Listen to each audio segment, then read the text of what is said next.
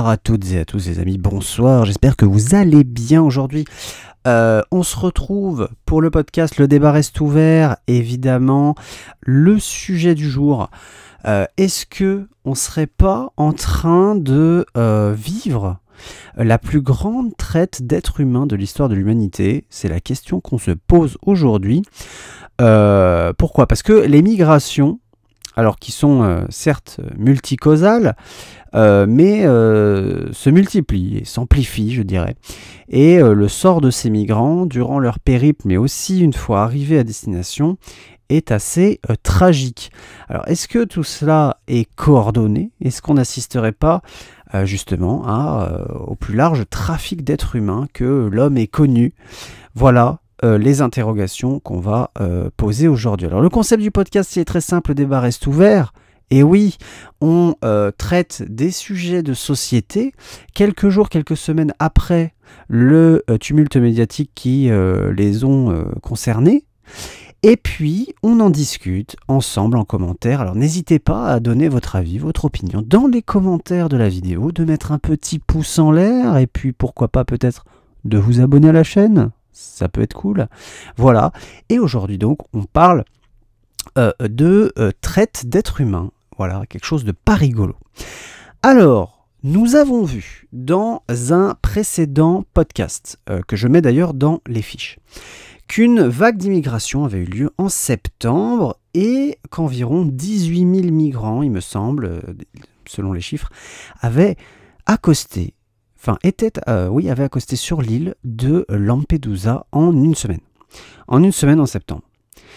Alors ces migrants, ils ont été assez rapidement pris en charge quand même. Les journalistes sur place évoquent quand même une certaine rapidité de prise en charge, que ça soit d'ailleurs une prise en charge médicale, une prise en charge aussi des repas qui étaient servis midi et soir, il me semble, mais aussi la rapidité d'un acheminement vers l'Europe et vers les pays les plus développés de l'Europe.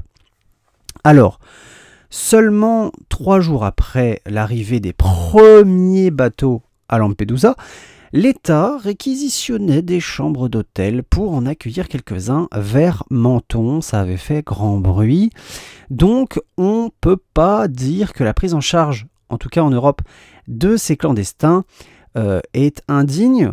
On peut pas dire ça, quoi. Franchement, il y a une certaine rapidité et une certaine dignité, je trouve, dans la prise en charge de ces personnes qui sont totalement sur le territoire de manière illégale, je le rappelle.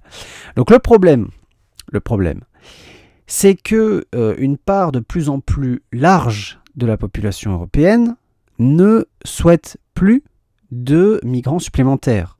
D'autant plus qu'il s'agit là de clandestins, donc je le rappelle encore une fois, de personnes présentes en Europe de manière illégale.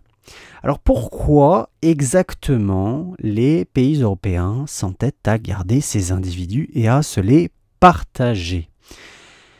C'est une question qui est revenue un nombre incalculable de fois dans les médias durant des semaines.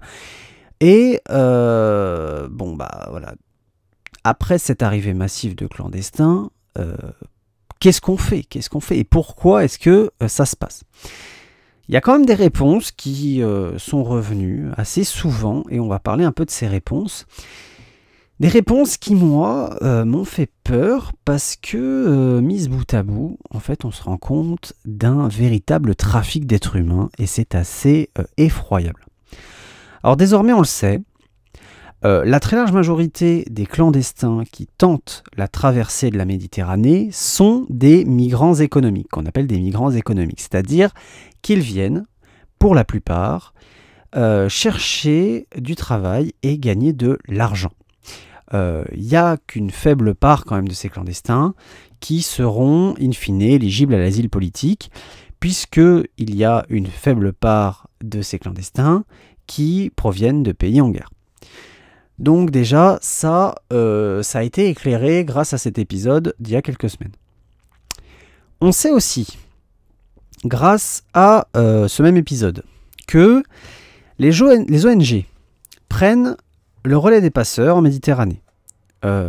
Alors, grâce à un certain humanisme, on va dire sans borne, pour la bonne cause, c'est-à-dire pour la survie de ces individus, eh bien, les associations d'aide humanitaire viennent sauver les clandestins en danger. Mais ça, c'est un peu le discours de surface, parce que les bornes GPS des bateaux en question montrent que tous s'avancent jusqu'à 20 km des côtes libyennes et tunisiennes afin de prendre en charge, dès le début de la traversée de ces migrants, eh bien des centaines et des centaines de clandestins, des dizaines et des dizaines d'embarcations.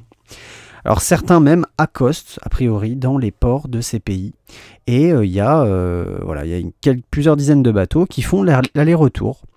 400 km aller, 400 km retour, en permanence, pour prendre en charge, dans un esprit évidemment bienveillant, hein, eh bien pour prendre en charge des migrants qui sont en danger.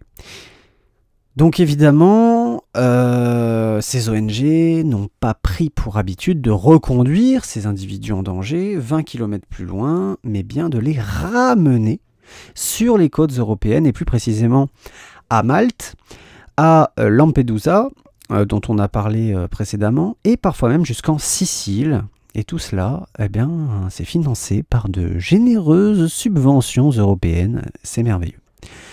Donc ça pousse... le problème c'est que ça pousse les passeurs à toujours utiliser le moins de moyens possible parce qu'ils savent qu'ils ont quand même de grandes chances de ne pas effectuer l'entièreté de la traversée, vous voyez. Ce qui rend d'ailleurs le business des passeurs toujours plus florissant, mais ce qui rend aussi malheureusement la traversée toujours plus dangereuse pour celles et ceux qui auront à la réaliser dans son intégralité. Et c'est tout le problème. Elon Musk a pris la parole il y a quelques semaines dans une vidéo postée sur X. Il interviewe des gardes-frontières dans le Texas et tente de faire un peu de populariser le sujet aux États-Unis, le sujet de la migration du Sud. Il montre des centaines et des centaines de migrants qui viennent par le sud du pays de manière illégale, et donc sans contrôle. Il a aussi vivement critiqué l'inaction et la passivité de l'administration Biden sur la situation. Et il a aussi vivement critiqué les ONG qui jouent en fait le jeu des passeurs, et donc d'une certaine manière qui jouent le jeu du trafic d'êtres humains.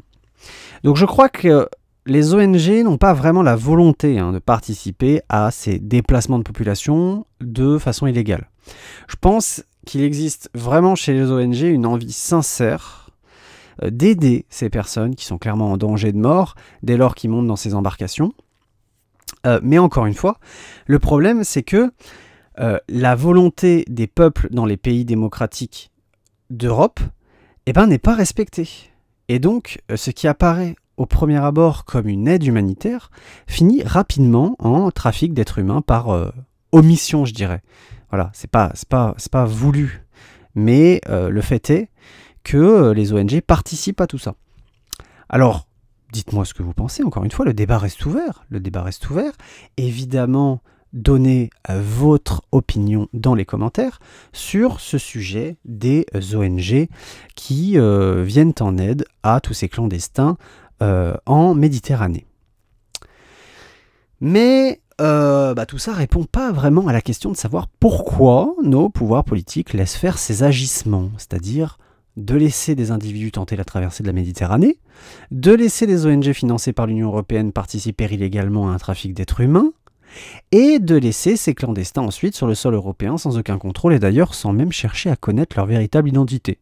Puisque ça aussi, ça a été dit, il y a très très peu de contrôle réellement d'identité avec des recherches qui sont réalisées lorsque ces clandestins arrivent sur le sol européen. Bon, la raison principale, et je pense que c'est un peu le sujet de la vidéo, la raison principale qui a été donnée un peu partout dans les médias, et on retrouve d'ailleurs une certaine validation de cette raison dans le projet de loi immigration, c'est le marché du travail. Alors le marché du travail. Les clandestins offrent un peu aux employeurs, on va dire, une certaine main-d'œuvre. Une main-d'œuvre qui est peut-être illégale, mais une main-d'œuvre qu'on peut sous-payer et qui accepte un certain nombre d'entorses au code du travail en vigueur en France. Et donc, c'est une main-d'œuvre qui est bien plus docile que la main-d'œuvre française classique. Et dans le projet de loi, l'exécutif souhaiterait permettre à ces clandestins, qui sont donc arrivés illégalement en France, je le rappelle, qui travaillent aussi illégalement, je le rappelle, d'obtenir un visa de travail, c'est-à-dire d'être régularisés. Alors ça aura deux conséquences. La première conséquence, ça sera évidemment un appel d'air pour une immigration économique qui est déjà en cours et qui est déjà incontrôlable.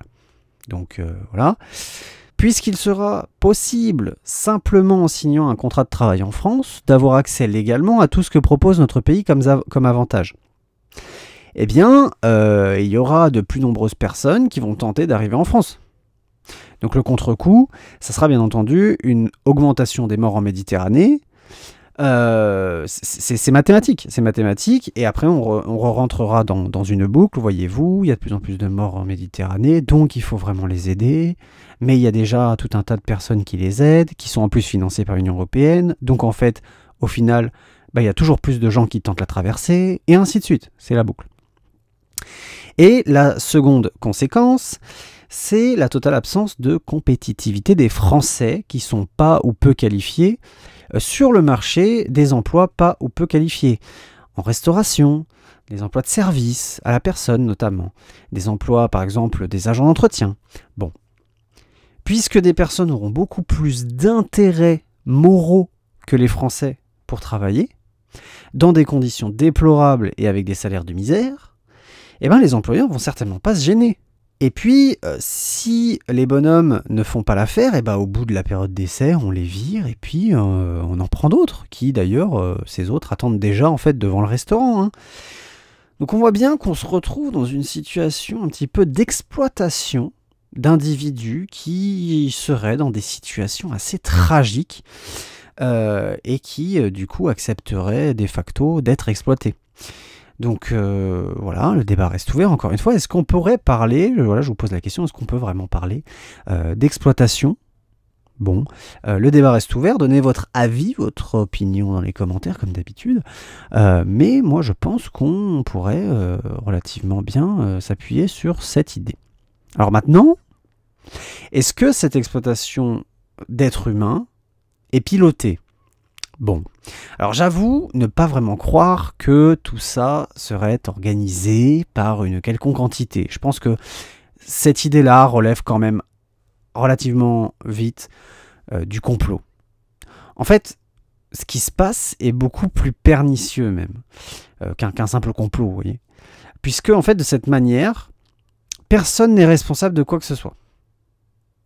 C'est que tout le monde profite de la situation, de manière plus ou moins consciente, mais sans vraiment ni encourager ni condamner. Que ce soit les passeurs, les ONG, que ce soit les nations ou encore les employeurs européens, tous en fait y voient une façon morale ou financière de se mettre bien, quoi. Et tout ça, c'est fait évidemment sur le dos de la profonde misère des clandestins, mais aussi sur la profonde colère des peuples européens qui ne se font pas entendre et que leur gouvernement ne sollicite pas. Donc voilà, je ne pense pas que ce soit organisé, je ne pense pas que ce soit piloté, je pense qu'en fait les choses se font d'une certaine manière et que beaucoup d'entités y trouvent leur compte et donc laissent faire. Alors qu'est-ce que c'est que la traite d'êtres humains? J'ai trouvé cette explication, c'est une exploitation sexuelle au travail forcé, à l'obligation à commettre des délits, à contraindre à la mendicité ou à des mariages forcés. Bon. Exploitation sexuelle. Bon, on ne peut pas vraiment dire que l'Europe fait de l'exploitation sexuelle de ces personnes. Travail forcé. Bon. Obligation à commettre des délits. En fait, ces gens sont tellement dans un état et dans une situation tragique que beaucoup, oui, sont obligés de commettre des délits. Contrainte à mendier. Pareil.